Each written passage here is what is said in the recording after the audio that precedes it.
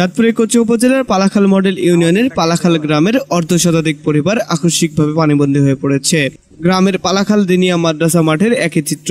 ভুক্তভোগী ব্যক্তিদের অভিযোগ, পাশের একটি স্কুলের মাঠ থেকে পার্শ্ববর্তী দিঘিতে পানি জমে জলাবদ্ধতার সৃষ্টি হয়েছে। তাছাড়া চারিদিকের বিভিন্ন স্থান থেকে পানি আসায় পানি জমে জলাবদ্ধতা হয়। বৃষ্টির পানি সরতে না পেরে এই অবস্থা তৈরি হয়েছে। কয়েকদিন ধরে এলাকায় টানা বৃষ্টি হচ্ছে, যার কারণে পালাখাল উচ্চ বিদ্যালয় সংলগ্ন দিনিয়া মাদ্রাসা সহ প্রায় 4টি বাড়ির লোকজন পানিবন্দী রয়েছে। এতে করে বাড়ির লোকজন চরম দুর্ভোগে রয়েছেন। সরজমিনে গিয়ে দেখা যায় কয়েকদিনের বৃষ্টিতে সেখানে হাঁটুর উপরে পানি জমেছে। অনেক বাড়ি আঙ্গিনাতেও পানি। ময়লা ও দুর্গন্ধযুক্ত পানিতে এলাকার পরিবেশ মারাত্মকভাবে দূষিত হচ্ছে।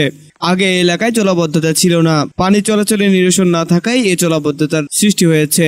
বৃষ্টি হলে তারা আতঙ্কে থাকেন, পানি নিষ্কাশন না হয় তাদের বাড়িঘরে পানি ঢুকছে।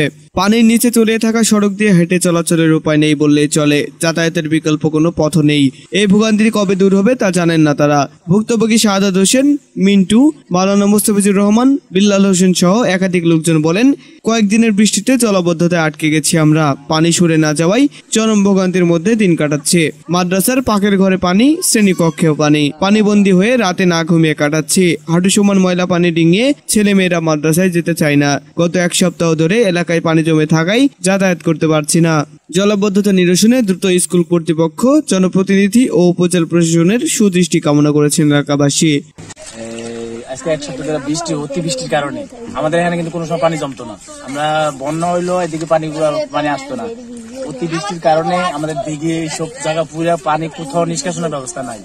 না থাকার কারণে আমরা এই জলাবদ্ধতা সৃষ্টি হয়ে আমরা এখন এমন অবস্থা পড়ছে, আমাদের বাড়িতে কোনো দিক দিয়ে আমরা বেরোতে পারতেছি না। চতুর্পাশে পানি পানি আটকা যাওয়ার কারণে এই পানি আগে এক সময় পানি চতুর্পাশে বিলে চলে যেত, এখন বিলে যাওয়ার কোনো সুযোগ নাই। এখন এই জন্য আমরা খুব কষ্টের দিন যেমন করতেছি, বাড়িতে আসতে পারতেছি না, বেরোতে পারতেছি না, একটা খুব সমস্যার মধ্যে আসছি। যদি আমরা এই পানিগুলা, দিঘির পানিগুলা যদি সরাইতে পারতাম তাহলে আমাদের এই আমরা খুব মোটামুটি।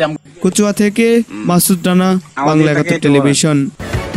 বাংলা 71 টেলিভিশন, সত্য প্রকাশে আপোষহীন।